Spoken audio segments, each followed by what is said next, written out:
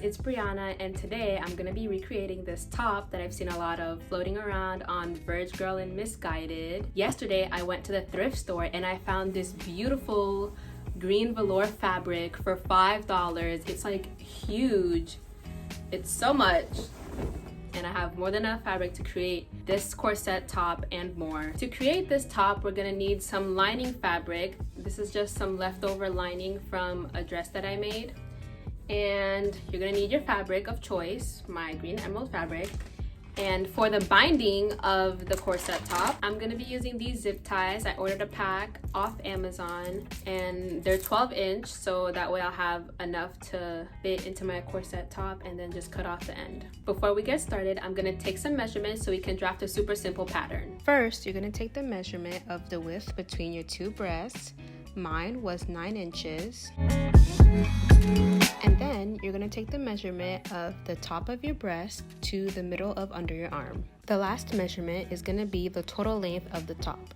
So you're going to measure the middle of your chest to where you want the top to reach. The first marking is going to be the width between your breasts divided by 2. Mine was 4.5 inches.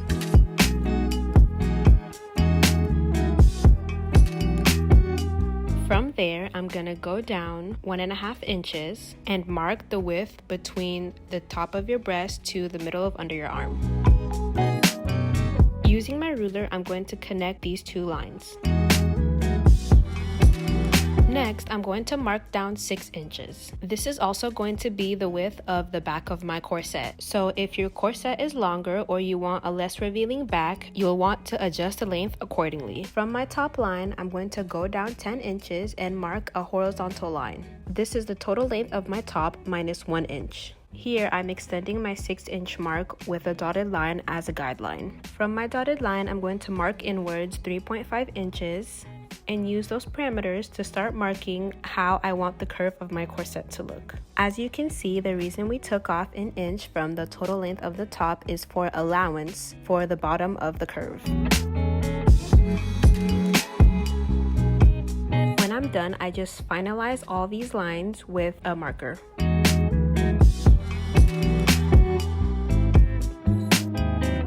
This is what my pattern looks like, and then I'm just going to cut along the marker lines. After cutting the pattern out, I ended up going back and adjusting the curve some more. For the back of my corset, I'm using the front pattern piece to mark a rectangle that ended up being 6 by 8 inches.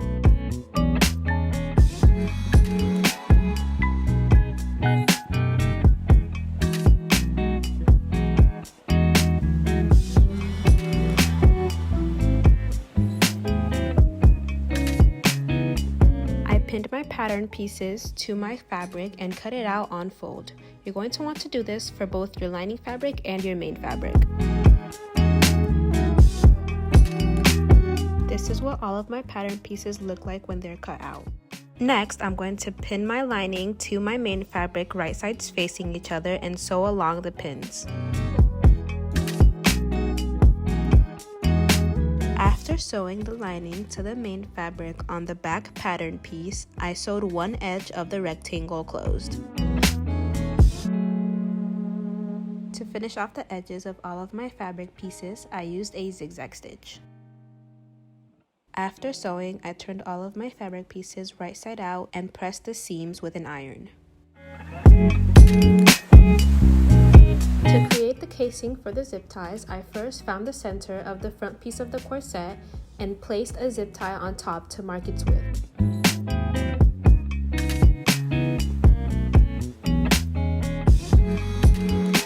I decided to do 3 zip tie casings in the middle, 2 along the sides and 1 in between. After marking down where I wanted each casing to be, I sewed a top stitch along each line. Before inserting the zip ties, I cut the bulky end off and then used a seam ripper to create an opening so I can feed the zip ties through the casing.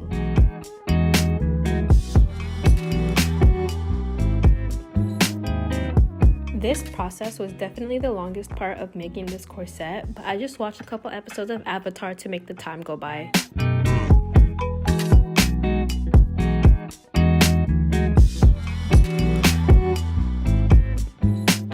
inserting all the zip ties, I cut off the excess to be flush with the edge of my fabric.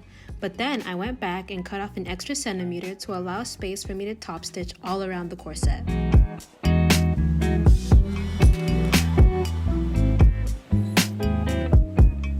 Next, I took both of the back pieces of the corset and cut an inch off. I then pinned them to my main piece, right sides together, and sewed along the pins. I decided to do a lace-up back, so I took some grommets and put them where I wanted them to be and marked their placement with a pen. I ordered this grommet kit on Amazon and it was perfect. These right here are my 3 failed attempts at installing the grommets.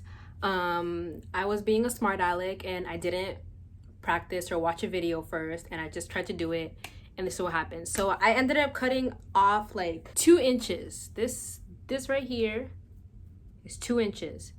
I ended up cutting off 2 inches off both of the back pieces because I'm dumb and sometimes I just can't accept defeat, and I just kept on going and going, but no.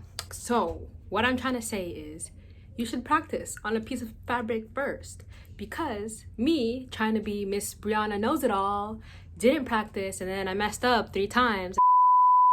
To create the tie for the back, I cut a piece of fabric to be 1 inch wide by 60 inches long and folded it in half, then folded the edges inward and sewed a straight stitch along the top. For the straps, I did the same thing, but my fabric was 2.5 inches wide and 70 inches long. I then cut each strip to be 17 inches long, pinned it to my corset, and sewed along the pins. And that's it. The corset turned out beautifully. There were obviously a few bumps along the road, but I love how it turned out, and it can be styled in many different ways. Why do niggas ain't scared?